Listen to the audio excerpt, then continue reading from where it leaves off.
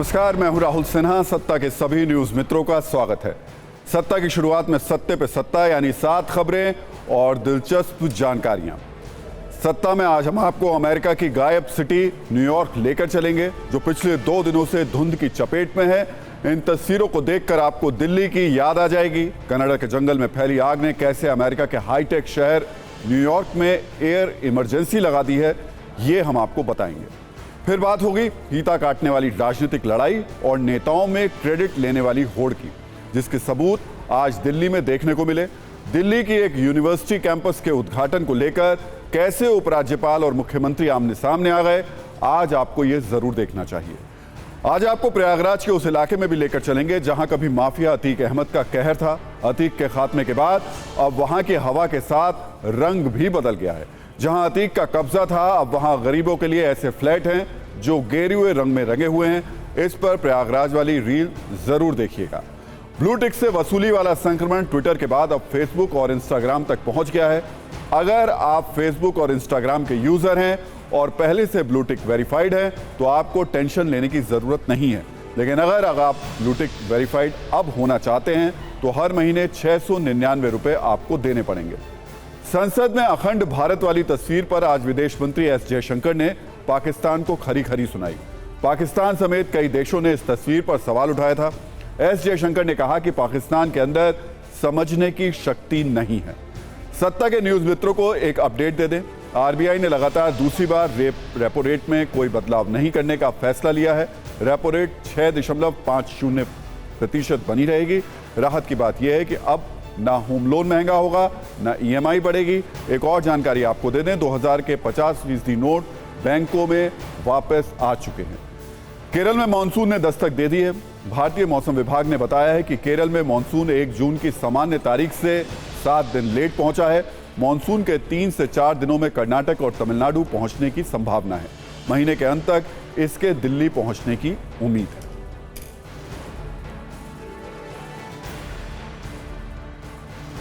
तो सत्ता की शुरुआत आज उद्घाटन वाली महाभारत से करते हैं, जो राजधानी दिल्ली में फीता काटने को लेकर हुई थी। मैंने सोचा कि क्यों ना आज जो सत्ता की शुरुआत है उसकी कुंजी का उद्घाटन भी फीता काट कर ही किया जाए।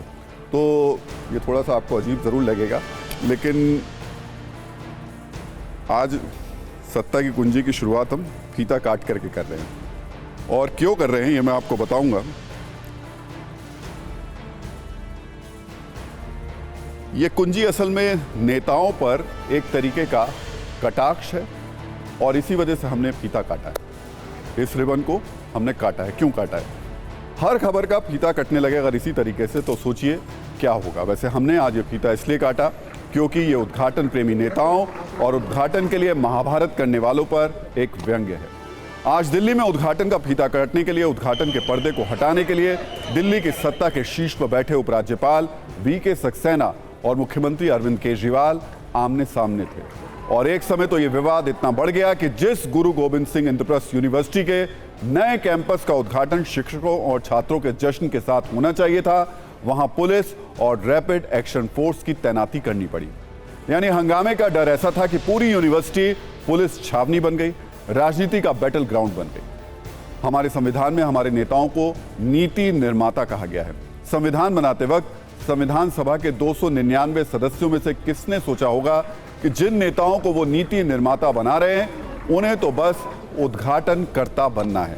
संविधान में हमारे जनप्रतिनिधियों के सभी दायित्वों को बड़े ही सिलसिलेवार तरीके से बताया गया है, लेकिन इसमें उद्घाटन की बात कहीं नहीं कही गई है। लेकिन आज की ये सच्चाई है कि हमारे नेता नीति निर्माण करें या ना करें, अपना नाम अंकित करके उद्घाटन पट्टिका का निर्माण जरूर कर लेते हैं।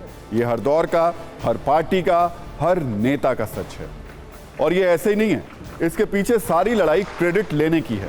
काम भले ही किसी ने भी किया हो, क्रेडिट तो नेताओं को ही लेना है। इसके लिए ये किसी भी हद तक जा सकते हैं, कुछ भी कर सकते हैं। मान मर्यादा तोड़ना तो बहुत छोटी सी चीज है। गुरु गोविंद सिंह इंद्रप्रस्थ यूनिवर्सिटी के नए कैंपस का क्रेडिट लेने के लिए नेताओं के बीच ऐसी होड़ मची कि उसे एक नारे में समेटा जा सकता है। नेता इस नारे को अपने अगले चुनाव अभियान के लिए रिजर्व रख सकते हैं और वो नारा है, जब तक सूरज चांद रहेगा उद्घाटन पट्टिका पर तो मेरा ही नाम रहेगा। अब उस विवाद पर आते हैं जो दिल्ली की शिक्षा मंत्री आतिशी की प्रेस कॉन्फ्रेंस और एक वीडियो के बाद खड़ा हुआ। दरअसल दिल्ली में एक यूनिवर्सिटी है, गुरु गोविंद सिंह इंद्रप्रस्थ यूनिवर्सिटी। इसका एक कैंपस द्वारका में है, दूसरा कैंपस पूर्वी दिल्ली में बनकर तैयार हुआ। आज इसके नए कैंपस के उद्घाटन की तारीख तय की गई थी। 2 दिन पहले शिक्षा मंत्री आतिशी ने ऐलान किया कि इस कैंपस का उद्घाटन दिल्ली के सीएम अरविंद केजरीवाल करेंगे। जैसे ही उन्होंने यह ऐलान किया, दिल्ली राजभवन की ओर से बयान आया कि 17 मार्च को दिल्ली के उपराज्यपाल से उद्घाटन के लिए समय मांगा गया था, इसलिए उपराज्यपाल वीके सक्सेना ही इसका उद्घाटन करेंगे। मतलब कैंपस 1 और उद्घाटन के दावेदार 2। यह शोले के गब्बर का डायलॉग नहीं है, यह उद्घाटन वाली महाभारत की रियलिटी। 6 और 7 जून की बयानबाजी के बाद आज सुबह से गुरु गोविंद सिंह इंद्रप्रस्थ यूनिवर्सिटी में भारी पुलिस फोर्स की तैनाती हो गई। पहले सीएम अरविंद केजरीवाल और उसके थोड़ी देर बाद उपराज्यपाल वीके सक्सेना यूनिवर्सिटी कैंपस पहुंच गए। हंगामे की आशंका थी, लेकिन अच्छी बात यह रही कि सीएम अरविंद केजरीवाल और उपराज्यपाल वीके सक्सेना ने मिलकर इस नए कैंपस का उद्घाटन कर दिया। वीके सक्सेना ने अरविंद केजरीवाल को अपनी ओर खींचा और फिर दोनों ने मिलकर उद्घाटन पट्टिका से पर्दे को हटा दिया। इस दौरान फोटो खिंचाने में माहौल ऐसा बन गया कि पूरी पट्टिका ही ढक गई थी। और इसके बाद जब दोनों नेता मंच पर पहुंचे तो संकेतों में एक दूसरे पर खूब हमले किए। पहले बोलने का कार्यक्रम सीएम अरविंद केजरीवाल का था। जैसे ही वो मंच पर पहुंचे, मोदी मोदी के नारे लगने लगे। अरविंद केजरीवाल बहुत देर तक माइक के सामने खड़े रहे। जैसे ही वो बोलना शुरू करते, लोग नारे लगाने लगते। नारों और टोकाटाकी के बीच अरविंद केजरीवाल ने किसी तरह अपनी बात खत्म की। इसके बाद एलजी वीके सक्सेना ने वहां मौजूद लोगों को संबोधित करना शुरू किया तो आम आदमी पार्टी के समर्थकों ने हंगामा शुरू कर दिया। सत्ता के न्यूज मित्रों को एक बार यह दृश्य अवश्य देखना चाहिए।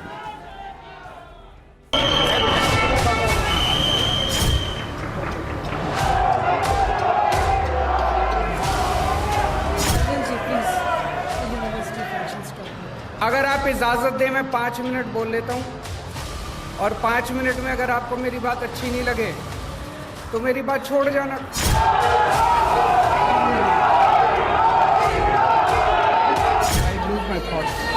मैं इसे पसंद नहीं करता और कंक्लूड मुझे बुलाए क्यों? अगर मुझे कंक्लूड ही करना सुनना ही नहीं है तो मुझे बुलाए किस लिए? आप तो चुप करा सकते हैं। आप तो सुनेंगे, इधर वाले तो सुनेंगे। नहीं, ये तो तभी उठ रहे हैं जब वो उठ रहे हैं। काश अगर इन नारों से शिक्षा व्यवस्था अच्छी हो सकती तो बहुत 70 साल में हो गई होती।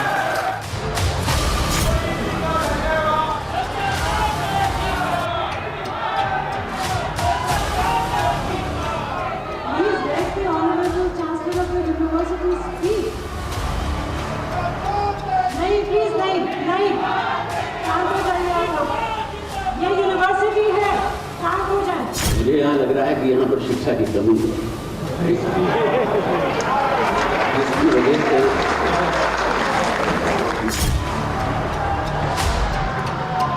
जब भाषण चल रहा था कैंपस के अंदर तो उस दौरान जो है कुछ नारे भी लगे और शिक्षा मंत्री हों चाहे केजरीवाल हों या फिर एलजी, सब ने कहा कि जो नारे लगा रहे हैं उनके बीच शिक्षा की कमी है।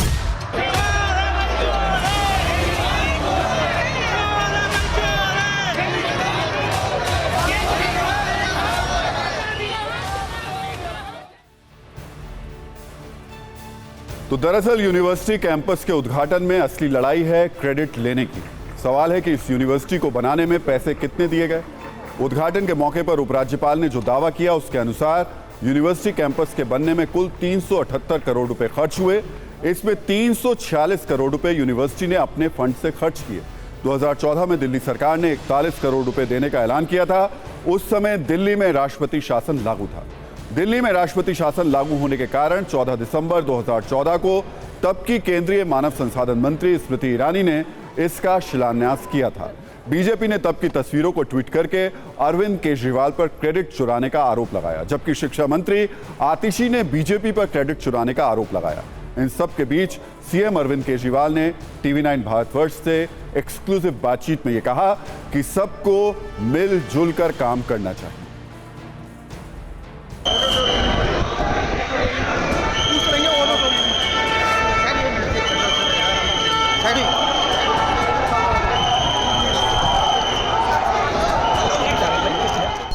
कैंपस की कॉस्ट लगभग 378 करोड़ रुपए, 346 करोड़ का खर्चा इस यूनिवर्सिटी ने अपने पॉकेट से किया है। इसमें दिल्ली सरकार ने लगभग 41 करोड़ रुपए 2014 में जो सैंक्शन किया था वो भी इसमें।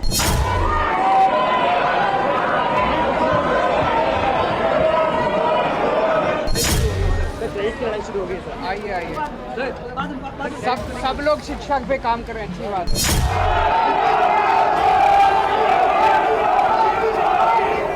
मैं बताता हूँ दिल्ली की जनता को सच क्या है। 326 करोड़ रुपए में सिर्फ 41 करोड़ रुपए दिल्ली की सरकार ने दिया, बाकी का पैसा केंद्र सरकार और सेल्फ फंडेड हुआ है। इसलिए ये झूठ बोलना बंद करें, ये झूठा क्रेडिट लेना बंद करें। हम तो जो लोग क्रेडिट लेना चाहते हैं हम तो स्वागत करते हैं। मैं तो बस एक छोटी सी चीज़ कहूँगी, कभी गुजरात में भी ऐसी यूनिवर्सिटी बना के दिखा दीजिए, कभी मध्य प्रदेश में ऐसी यूनिवर्सिटी बना के दिखा दीजिए, कभी उत्तर प्रदेश में ऐसी यूनिवर्सिटी बना के दिखा दीजिए।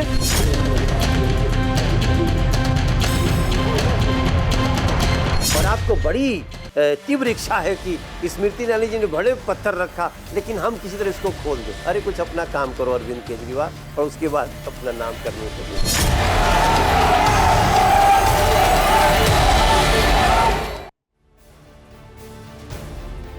हालांकि अच्छी बात यह रही कि इस हंगामे के बीच एलजी और उपराज्यपाल ने कोई परंपरा उन्होंने तोड़ी नहीं, मुख्यमंत्री ने भी नहीं कोई तोड़ी। मंच से लोगों को संबोधित करने के बाद दोनों नेता एक साथ बैटरी रिक्शा पर सवार होकर के कैंपस देखने गए। लेकिन विडंबना देखिए, दिल्ली में एक यूनिवर्सिटी कैंपस का उद्घाटन हुआ। इसकी सुविधा और यहाँ होने वाली पढ़ाई से ज़्यादा चर्चा राजनीति की हो रही है। हम चर्चा की दिशा को बदलना चाहते हैं। आपको बता दें कि आईपी यूनिवर्सिटी का ये शानदार कैंपस पूर्वी दिल्ली में 19 एकड़ में फैला हुआ है। 2400 छात्रों को यहाँ वर्ल्ड क्लास शिक्षा मिल सकेगी। कैंपस में 9 मंजिला एकेडमिक ब्लॉक और 7 मंजिला एक मुख्य एकेडमिक ब्लॉक है। एक भव्य central library, incubation centre, lecture theatre और मॉडर्न क्लासरूम्स भी वहां पर बनाए गए हैं। बेहतरीन ऑडिटोरियम, इंडोर स्पोर्ट्स हॉल और छात्रों के लिए रेजिडेंशियल कॉम्प्लेक्स भी मौजूद है। ये 100% ग्रीन कैंपस है जिसका design net zero energy consumption की अवधारणा पर आधारित है। यानी 21वीं सदी के हिसाब से छात्रों के लिए हर सुविधा है। यहाँ जो कोर्स डिजाइन किया गया है उसमें मशीन लर्निंग से लेकर आर्टिफिशियल इंटेलिजेंस जैसे आधुनिक विषय भी सिखाए जाएंगे। और आज उद्घाटन करने के लिए जिस तरीके से हंगामा हुआ उसे देखकर यहाँ के छात्र पॉलिटिकल इंटेलिजेंस के बारे में खुद ही सीख गए होंगे। भारत में आर्टिफिशियल इंटेलिजेंस यानी एआई से भी ज्यादा दमदार और असरदार पॉलिटिकल इंटेलिजेंस यानी पीआई को माना जाता है। नेताओं में उद्घाटन के प्रति जो समर्पण है वो अद्भुत है। उनके इस समर्पण को देखते हुए हिंदी के कालजयी साहित्यकार कवि यज्ञ की एक कविता की तरफ आपका ध्यान खींचना चाहता हूं, जिसमें वो लिखते हैं, जो पुल बनाएंगे वो अनिवार्यतः पीछे रह जाएंगे। सेनाएं हो जाएंगी पार, मारे जाएंगे रावण, जयी होंगे राम, जो निर्माता रहे इतिहास में बंदर कहलाएंगे।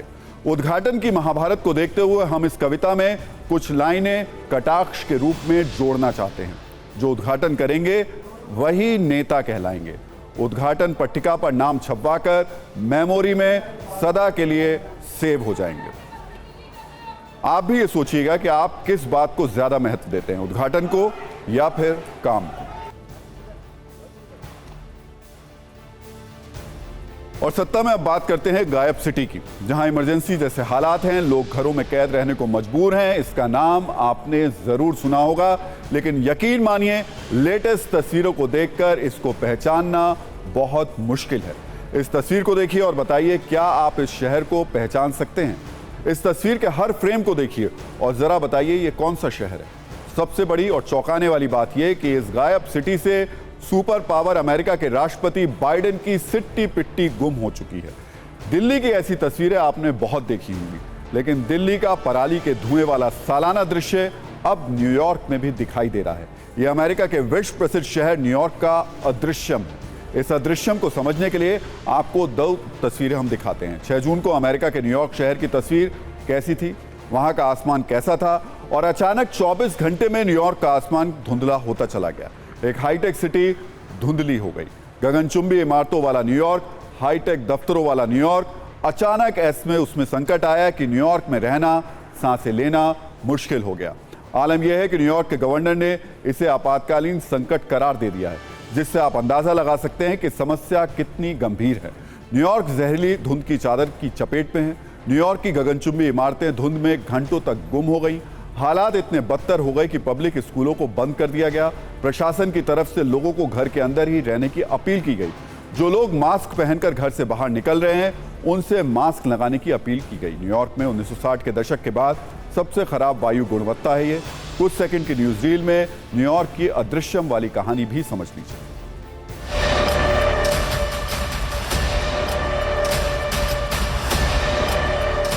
It's very unexpected, like it really happened out of the blue, and I just really hope that everyone stays safe, you know, wear a mask outside so like the smoke doesn't go into their lungs.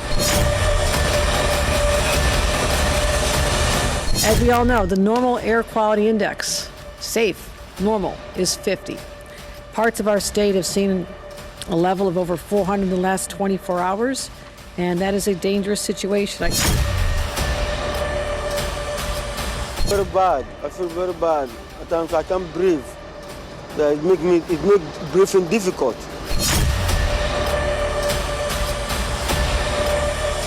Meaning that people cancel their outdoor activities. We know that some of the baseball games have been canceled. Outdoor activities from professional sports are canceled.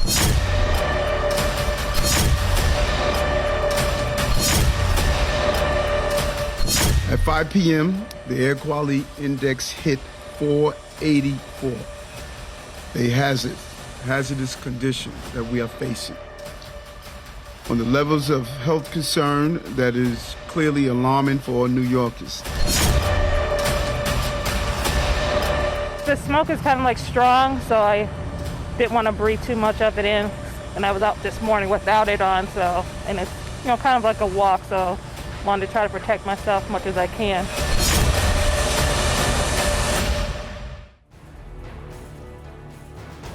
तो New York की इन तस्वीरों को देखकर सत्ता के बहुत सारे news मित्र जो दिल्ली में रह रहे हैं उन्हें लग रहा होगा कि दिल्ली में तो अक्सर इतना AQI हो जाता है, अगर न्यूयॉर्क में हो गया तो कौन सी बड़ी बात हो गई।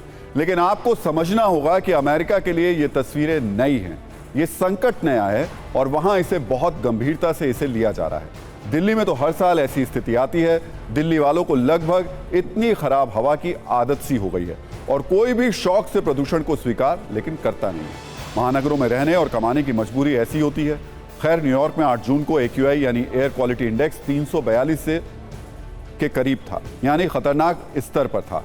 रिपोर्ट्स की माने तो 1960 के दशक के बाद ये न्यूयॉर्क की सबसे खराब एयर क्वालिटी है। इसकी तुलना में अगर दिल्ली की बात करें तो यहाँ 300 से ज्यादा AQI का लेवल लोगों के मन में सामान्य और सीजनल के रूप में दर्ज हो चुका है। हर साल दिल्ली वासियों को ऐसी हवा मिलती है, इसी में सांस लेनी पड़ती है। लेकिन आज से करीब 7 महीने पहले दिल्ली की हवा में इससे भी ज्यादा जहरीले कण थे। 1 नवंबर 2022 को दिल्ली का AQI लेवल 424 था। न्यूयॉर्क के लिए यह संकट अचानक है और दशकों बाद आया है, लेकिन दिल्ली के लिए यह एक मजबूरी है जो सहनशीलता और आदत बन चुकी है। आप कह सकते हैं कि दिल्ली वालों का सिर्फ दिल बड़ा नहीं है, वो खराब हवा के प्रति दुनिया के सबसे सहनशील लोग भी हैं। दिल्ली के प्रदूषण का एक छोटा सा रिपोर्ट कार्ड भी देख लीजिए, फिर आगे बढ़ते हैं। एक रिपोर्ट के मुताबिक साल 2018 में नवंबर में दिल्ली का AQI लेवल 335 था, जबकि दिसंबर में AQI लेवल 360 था। साल 2019 में नवंबर में दिल्ली का AQI लेवल औसतन 312 था, जबकि दिसंबर में AQI लेवल 337 था। साल 2020 में नवंबर में दिल्ली का AQI लेवल 328 था, जबकि दिसंबर में AQI लेवल 332 था। साल 2021 में नवंबर में हालात और भी बदतर थे। दिल्ली का AQI लेवल 377 था, जबकि दिसंबर में AQI लेवल 336 था। साल 2022 में नवंबर में हालात और भी ज़्यादा खराब थे। दिल्ली का AQI लेवल औसतन 320 था, जबकि दिसंबर में AQI लेवल 319 था। ये औसत आंकड़े हैं, लेकिन इन महीनों में बीच बीच में कई ऐसे दिन आए जब AQI लेवल 400 के पार चला जाता है। यानी जो न्यूयॉर्क में हुआ वो दिल्ली में अक्सर होता रहता है। वैसे दिल्ली और न्यूयॉर्क की इस तुलना पर ज़्यादा खुश होने की ज़रूरत नहीं है। ये ऐसी समस्या है जो जानलेवा है, जिसकी वजह से भारतीय महानगरों में लाखों लोगों की जिंदगी खतरे में है। लोग प्रदूषण की वजह से जान गंवा रहे हैं, लेकिन कोई और विकल्प है ही नहीं। भारत के महानगरों की हवा खराब है और इसे ठीक करना राजनीतिक प्राथमिकता नहीं। अब सवाल है, न्यूयॉर्क में अचानक ऐसा क्या हो गया कि हवा इतनी खराब हो गई? उड़ानें रद्द करनी पड़ी, स्कूलों को बंद करना पड़ा, कई प्रतियोगिताओं को स्थगित करना पड़ा। न्यूयॉर्क में आई अंधाधुंध मुसीबत की वजह है कनाडा की आग। कनाडा के जंगलों में लगी आग अब इतनी विकराल हो चुकी है कि इसका धुआं न्यूयॉर्क तक पहुंच गया है। आग की वजह से ये जंगल जलते हुए दूर से ही देखे जा सकते हैं। इन जंगलों में लगी आग कितनी भयानक है, इसका अंदाजा इसी बात से लगाया जा सकता है कि आग 33,000 वर्ग किलोमीटर के इलाके में फैल चुकी है। जंगल में भयानक अग्निकांड के कारण बड़ी संख्या में पशु पक्षियों की मौत हुई है। आग की वजह से इस पूरे इलाके में बड़ी संख्या में रहने वाले लोगों को अपना घर छोड़ने पर मजबूर होना पड़ रहा है। कनाडा के जंगल की आग का धुआं बुधवार को अमेरिका के पूर्वी तट और पश्चिमी मध्य इलाके तक फैल गया। इससे सबसे ज्यादा प्रभावित न्यूयॉर्क हुआ, जहां ऐसे हालात हो गए कि अगर आप किसी भी गली से आसमान देखें तो नीला आसमान नजर नहीं आएगा। पूरा न्यूयॉर्क जहरीले धुएं की चपेट में है। कनाडा की प्राकृतिक संसाधन एजेंसी ने जलवायु परिवर्तन को आग की वजह माना है। साल 2022 में संयुक्त राष्ट्र पर्यावरण कार्यक्रम ने भी यह आशंका जताई थी कि जलवायु परिवर्तन ने जंगल में लगने वाली आग को पहले से ही बदतर बना दिया है। संयुक्त राष्ट्र ने इस जगह की घटनाएं, इस तरीके की जो घटनाएं हैं, उनकी बढ़ने की भी चेतावनी दी थी। तो सत्ता के कई न्यूज मित्रों के मन में यह सवाल उठ रहा होगा कि आखिर हम न्यूयॉर्क और दिल्ली की तुलना क्यों कर रहे हैं? न्यूयॉर्क के बहाने हम दिल्ली के हालात क्यों बता रहे हैं? हमारा मकसद दिल्ली पर हर साल आने वाले इस संकट से आपको अवगत कराना है और ये संदेश भी देना है कि प्रदूषण महानगरों की सबसे बड़ी समस्या है। आज के दौर में इस पर युद्ध स्तर पर एक्ट करने की जरूरत है। प्रदूषण के मामले में हिंदुस्तान के शहर चैंपियन है।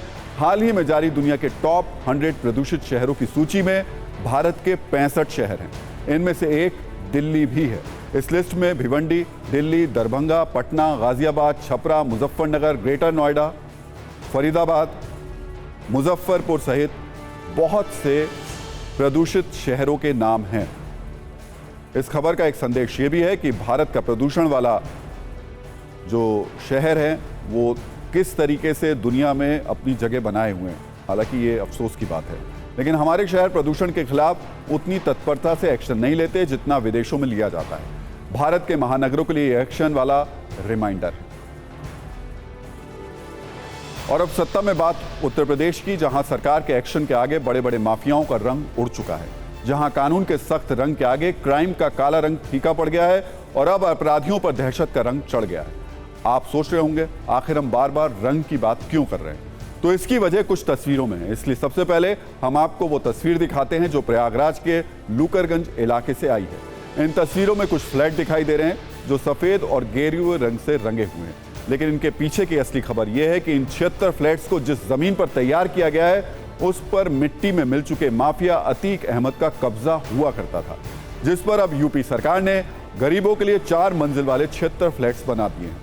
इसलिए आज सोशल मीडिया पर इन तस्वीरों की खूब चर्चा हो रही है। लोग मजेदार और चटपटे मीम शेयर कर रहे हैं।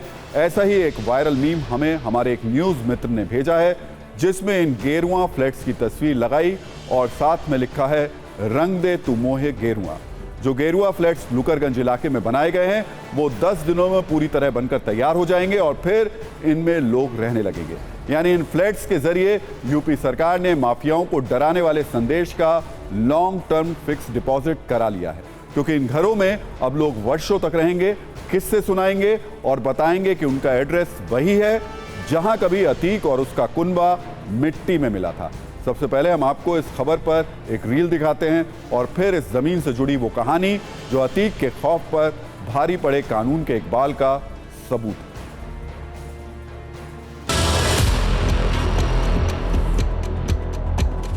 माफिया अतीक अहमद के कब्जे से मुक्त कराई गई जमीन पर 76 फ्लैट गरीबों के लिए लगभग बनकर तैयार हो। पीछे की जितनी भी जो कलर्स हैं आप ये देख रहे होंगे, ये पूरे कलर्स जो हैं ये गेरुआ रंग से कहते हैं इसको किया गया है।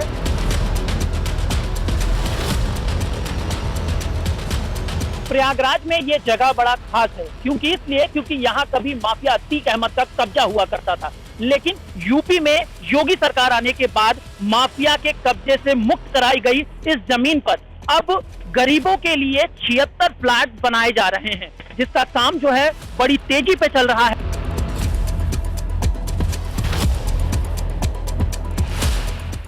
हम लोग का कोई वो जो कहा गया वो कर रहे हैं, जो दिया गया कलर वही हम लोग इसको पुताई कर रहे हैं, जो हम लोग को दिया गया वही कर रहे हैं। अब ये लॉटरी के माध्यम से ये जो आशियाना है वो गरीबों को मिलेगा, यानी कि एक फ्लैट पर 80 दावेदार हैं और इन लोगों ने आवेदन किया है। लॉटरी के माध्यम से प्रक्रिया जो आवंटन की होगी लॉटरी की होगी और जो भी इसमें पात्र लोग होंगे उन्हीं के बीच लॉटरी कराई जाएगी।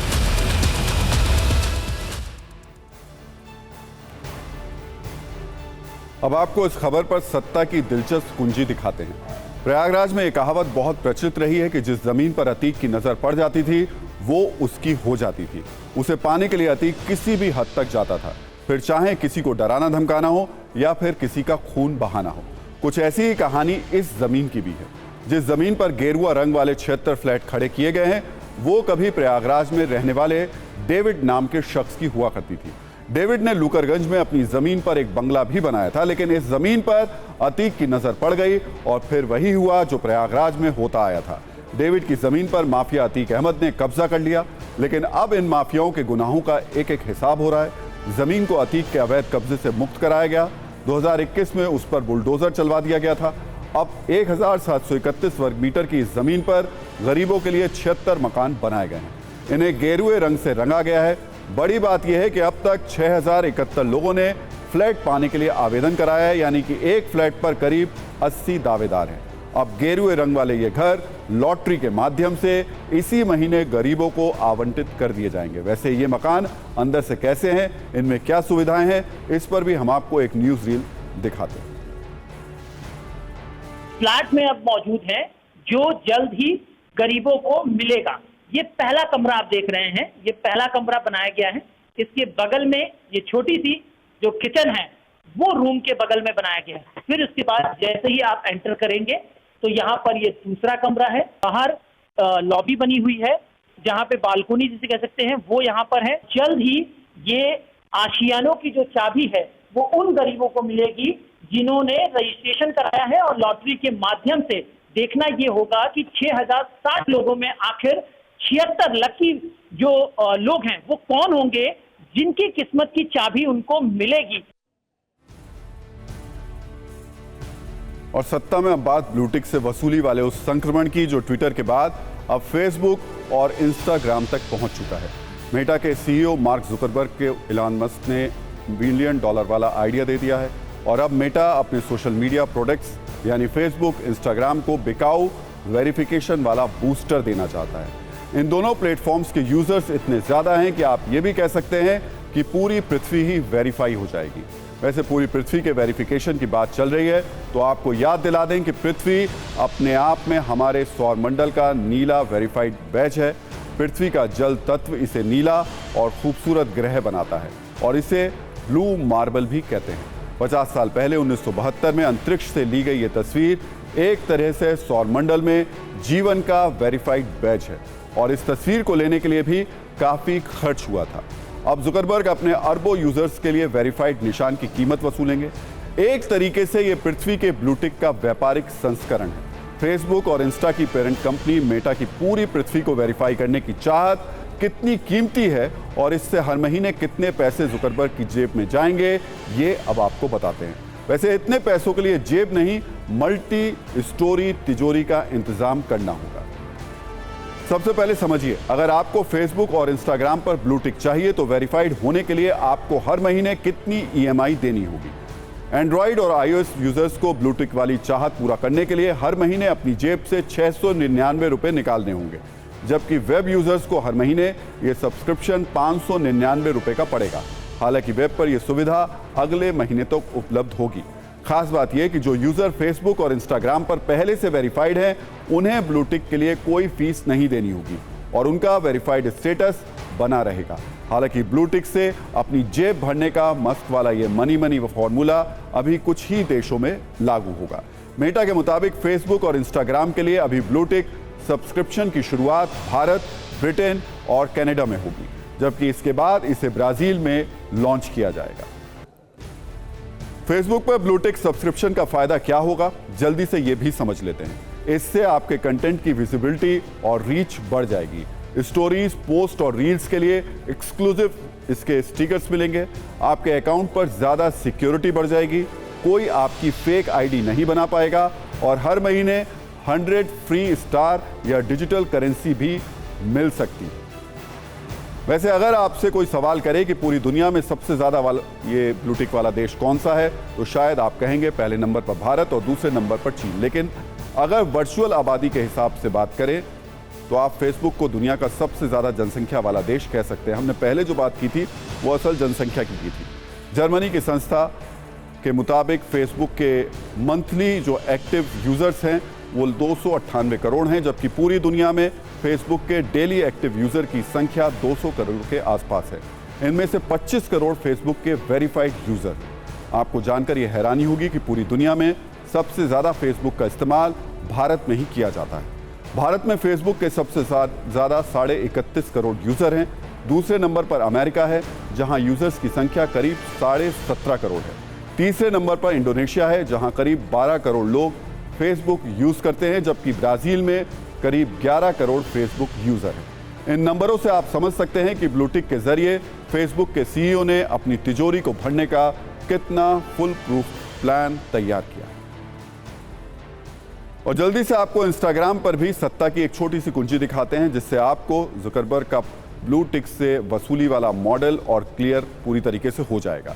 फेसबुक की तरह आप इंस्टाग्राम को दुनिया का सबसे ज़्यादा वर्चुअल आबादी वाला तीसरा देश कह सकते हैं, क्योंकि यूज़र के मामले में इसकी आबादी भारत और चीन के बाद है। पूरी दुनिया में इंस्टाग्राम के 135 करोड़ एक्टिव यूज़र्स हैं, जबकि इंस्टाग्राम के वेरीफाइड यूज़र्स की संख्या 40 करोड़ है। फेसबुक की तरह इंस्टाग्राम यूज़र्स की संख्या भी भारत में सबसे ज़्यादा है। भारत में इंस्टाग्राम के यूज़र्स की संख्या करीब 23 करोड़ है, जबकि अमेरिका में 14 करोड़ 30 लाख लोग इंस्टाग्राम का इस्तेमाल करते हैं। इसमें तीसरा नंबर ब्राज़ील का है, जहां 11 करोड़ 33 लाख इंस्टाग्राम यूज़र्स हैं। लेकिन अब न्यूज़ मित्रों के मन का सबसे ज़रूरी सवाल, आखिर एलॉन मस्क की तरह मार्क जुकरबर्ग ने फेसबुक और इंस्टाग्राम यूज़र्स को ब्लू टिक वाला दुख क्यों दिया? तो इसका जवाब है फेसबुक का मनी वाला मैथ। जैसा हमने आपको पहले बताया था, मौजूदा वक्त में दुनिया में फेसबुक यूजर्स की संख्या 298 करोड़ है, क्योंकि 25 करोड़ वेरीफाइड फेसबुक यूजर्स को ब्लू टिक के पैसे नहीं देने होंगे। ऐसे में बाकी बचते हैं 273 करोड़ यूजर। यानी अगर बाकी यूजर ने फेसबुक पर ब्लू टिक लिया तो जुकरबर्ग की तिजोरी में सिर्फ फेसबुक से ही हर महीने 1,90,827 करोड़ रुपए पहुंच जाएंगे। इसी तरह हम आपको इंस्टाग्राम के ब्लू टिक वाला गुणागणित भी समझा देते हैं, जो जुकरबर्ग और उनकी मनी माइंडेड टीम ने जरूर किया होगा। मौजूदा वक्त में दुनिया में इंस्टाग्राम के 135 करोड़ उपभोक्ता हैं। इनमें से 40 करोड़ यूजर वेरीफाइड हैं, मतलब उन्हें ब्लू टिक के लिए अपनी जेब को ढीला करने की कोई ज़रूरत नहीं है। लेकिन अगर बाकी 95 करोड़ यूजर के हिसाब से देखेंगे तो इंस्टाग्राम के ब्लू टिक से मार्क जुकरबर्ग हर महीने 66,405 करोड़ रुपए जमा कर लेंगे।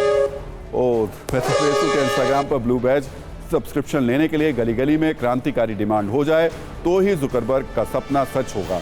वैसे ऐसा होने की संभावना बहुत कम है, और संभावना अब आगे खबर बताने की भी कम है, क्योंकि सत्ता में टाइम खत्म हो चुका है। लेकिन न्यूज़ मित्रों से हमारी न्यूज़ रिक्वेस्ट यही है कि सत्ता की न्यूज़ को ज़्यादा से ज़्यादा शेयर कीजिए और अपने सुझाव हमें व्हाट्सएप ज़रूर कीजिए।